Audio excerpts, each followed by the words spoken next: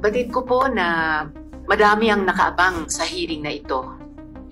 Madami ng spekulasyon, madami na ang kung ano-anong teorya sa nahalal na mayora ng Bamban. While the answers are not conclusive yet, what is clear is that there are enough red flags to warrant further scrutiny. Paano po kami hindi magdududa, mga kaibigan? Pero nung binanggit ni Mayor sa hearing na ang nanay niya ay si Amelia Guo. Ang nanay ko po si Amelia Lial po. At ang ama po ninyo? Angelito Go po. And by the way, sabi niya sa interview niya kay Karen Davila na nakita lang niya ang pangalan ng nanay niyang kasambahay na nakasulat sa birth certificate niya, suggesting na tama ang pangalan ng nanay sa birth certificate niya na Amelia Guo din. Pina-check namin agad sa PSA ito at ito ang aming nakita.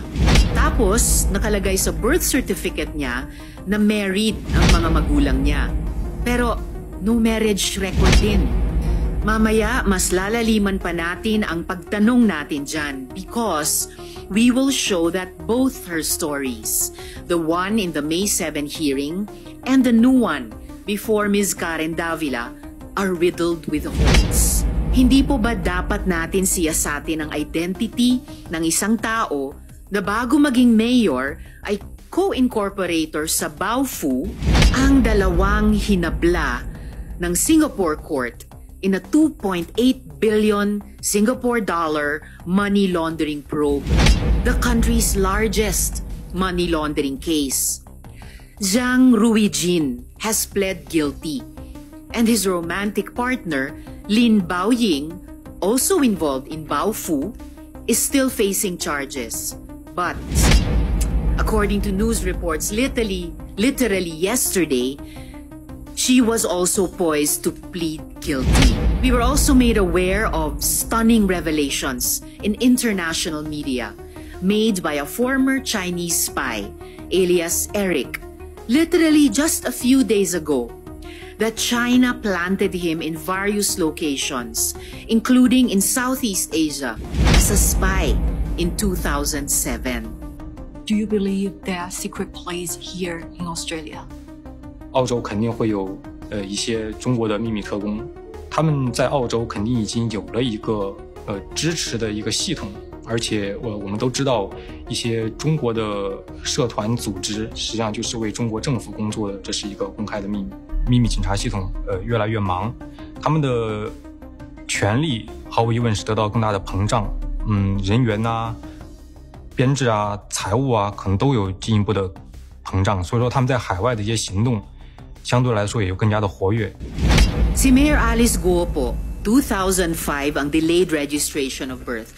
Opo, hindi 2003 but 2005 upon clarification with PSA. Malabo kasi ang typewriter ink sa birth certificate niya. So, 19 years old na siya noon. Tapos, mayroon ding previous investigations in other countries of China planting agents and making them run for public office. I can tell you that I cannot recall. If, as is reported, that from 2003 to 2015, 12 years long, that if I can't recall, I can't be an active member of that council. However, I have no knowledge that that organization was part of whatever influential China body. If it was definitely not during my time.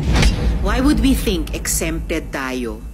Why would we think that in light of the conflicting claims in the West Philippine Sea, magpapadala sila ng assets sa Australia, US, Cambodia, pero hindi sa Pilipinas? Nakagit-gitan nila sa karagatan? Ano tayo special? Padami ng padami na po ang lumalabas na ebidensya. Transnational crime, money laundering, espionage. It is too early to rule anything out. How do we rule anything out when the documentary evidence throughout history demonstrates that United Front operations of the Chinese Communist Party have links to triad groups and criminal syndicates? Ito mismong Prince Group na ginamit na front ng former Chinese spy na si Elias Eric ay dawit sa scam hub operations. Hindi po ba tama na magtanong? Hindi po ba tama na magduda? Pero mga kaibigan, let me also take this opportunity to remind all of us, racism is never justified.